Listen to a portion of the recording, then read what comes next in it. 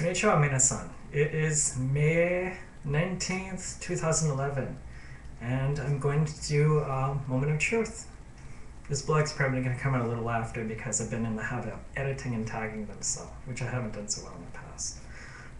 How's Koto-san doing? What's going on? Well, today in Massachusetts, we have very good weather. I'm saying that for people who are not around here in New England, as opposed to the other England, which is Old England? I don't.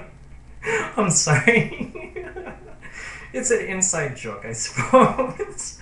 But England is very nice from what I hear. Haven't been there. But yes, here in Massachusetts we have what? I think it's a very summery day. We've had, I think it's late 60s. I don't have a thermometer outside my window.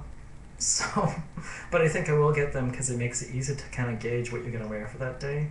Especially if you're wearing something delicate. I don't have to get into details. People kind of know, but can't find out. You know, can't be cold. Don't want to be too cold. So, yeah, it's beautiful. I got out of the building today and I was like, ooh, much more beautiful. You know, I brought my jacket. It's a light summer jacket, just like in case it rains, and it's quite nice. I actually traveled all the way to, what was it? I think it was Salem, New Hampshire to get it, because I couldn't find them at the other stores that are the other Walmart stores around here. So, you know, I did a crazy run in the winter to do that. So yeah, the weather is kind of beautiful. We've had a lot of rain, and I hope it breaks for a while. But what are things going on? I had one day this past week. I got cut off in traffic twice. And the third thing I want to say, it was cut off, but not necessarily. You know, it's usually people who kind of go a little bit off to the left-hand side. We drive on the right-hand side of the road for those people in England and Japan and Australia. They knew that. So yeah, they kind of come out on the left-hand side of your... Yeah, it's going to look weird for you guys. They come out on the left-hand side, you know, the driver's side of the car. And they pull the car over up towards maybe on the line, and to get their headlights like shining. So at the point, they usually like tailgating you at that point. It's like if you're doing the speed limit, you're apparently not going fast enough for them. So yes, it's nice. It's somewhat common around here. So I live in the Metro Boston area, not far from a big major city, you know. It happens. Part of my current thing to try to define exactly what my policy is. I mean, I come from a small town. I used to get offended by this and completely frazzled. I said, boy, that just ruined my whole day. But when you get to live in the city, you get to be hardened to this, maybe have a thick skin to it, and you actually have ways of dealing with it. I think it's kind of hard to do in traffic, I suppose, unless you had a very fancy intercom system like they do in a police car, to actually publicly embarrass these people. Seriously, you don't do anything like physical, you don't do anything harmful to the car or to them, but I think public embarrassment, and then that goes for people who might disrespect you, you know, especially if they do it publicly, and they don't even know you, okay? They're doing it clearly to offend you or to embarrass you in public or make you feel ashamed. I mean, you know, if you're in the trans community and you're dressed up, okay, I think everybody's at right to do what they have to do. You know, I would say my policy, little kids can do things, and I have been harassed by a little kid. A little kid, I would say probably, I'd say 9, 10 years old. Right around the age, they know what's right and what's wrong. You know, a little kid, younger than that, kind of be more delicate, you know. But if that kid has a bike, you know, you don't touch the kid. Don't touch the kid. You could probably pick up the kid and move them somewhere to put them aside if they're directly in front of you in the way. You know, don't go around them. That shows way too much respect. I don't like to put negative things out there, but you know, sometimes I think things are called for. If the kid has a bike or something like that, you pick up the bike and you throw it somewhere else. You know, and don't care what happens to the bike. Don't care too much, okay? The kid's gonna be upset, they're gonna go running after the bike, they're not gonna be bothering you, okay? But maybe they'll think a little bit, you know? As far as reprimanding adults, I don't know. I grew up in a home where I had a tremendous respect for older people. And I do, but I think after being down here, I get to realize that not all older people are respectful, and when they gossip and they do things, sometimes they're just like little kids. You know, they may be 50, they could be even 60 years old. I mean, I think publicly humiliating them is probably the best policy.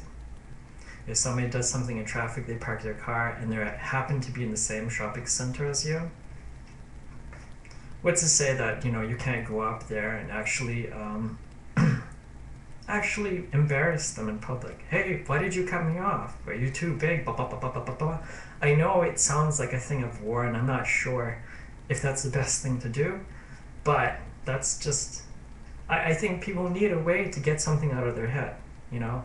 I don't let it bother me, but at the same time, I know that there are others watching, and they'll claim that whatever that person did, they might see that as an example and say, oh, well, I can do that, and that's okay. So I think people need to stand up for themselves. So we get off that topic. It's kind of negative. But the point is, I don't like to let myself be walked all over just because they think I'm meek, or just because they think that I'm a submissive person or whatever, okay? And when they look at me, they don't automatically say trans. No. So I'm not going to put that as a cause towards that either. You know, I still have my right to dominance, and I do actually want to be respected. I don't demand respect. I never demand respect. I ask for it. Leave it up to a person. They have free choice. I'm not going to tell them what to do. But if I ask for it politely, okay, maybe I'll get it, because I'm showing respect for their own free will. Okay, so let's get off that subject. It's been hitting me hard lately. Every time, I don't know why, when I've been taking a shower, some World War II stuff hits me. It's been hitting me hard. And in this times last year, things have been hit me, so I really do have to talk about that. But it's some stuff that, it's not that I want to be part of something painful, or that I'm addicted to pain or addicted to suffering. It's just something that I have to say to try to free myself, free my soul. I want people to realize, and people have been very nice to me out here, very concerned sometimes too. I think there's a lot of good intentions. But if people come into a life and they have a purpose for things, I want people to understand, and I did write this as a comment on my last video, that in life, you know, you have a soul. Okay, that soul stays with you forever. When you go from life to life, it's just like traveling in another vessel. So you may be in a different body, you may have a different life or a different country, different nationality, different place, different circumstances, okay? But who you are, that's tied into your soul, and that goes in forever. So the soul that I have is the soul that I had when I was first created, whether that was male or female, or maybe in a different type of organism body or whatever. There's lessons that people have to learn, and life is very short. You kind of look at it as a huge learning process. In each life, as important as you think that this one is, and it is, okay? It really is a chapter in your existence. So I see that people, when come back, they have another chapter that starts, you know, so it's that sort of thing. For me, I look at this whole thing as a chance to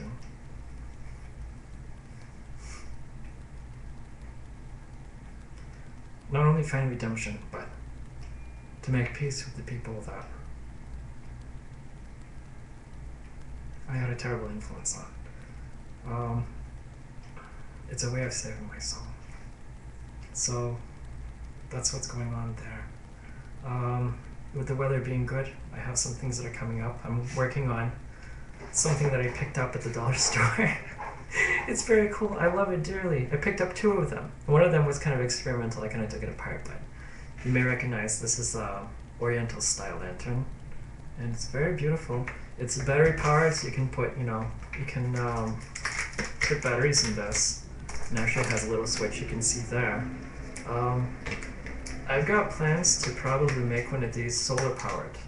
So maybe I'll do a blog later on about that. And I thought that would be very cool.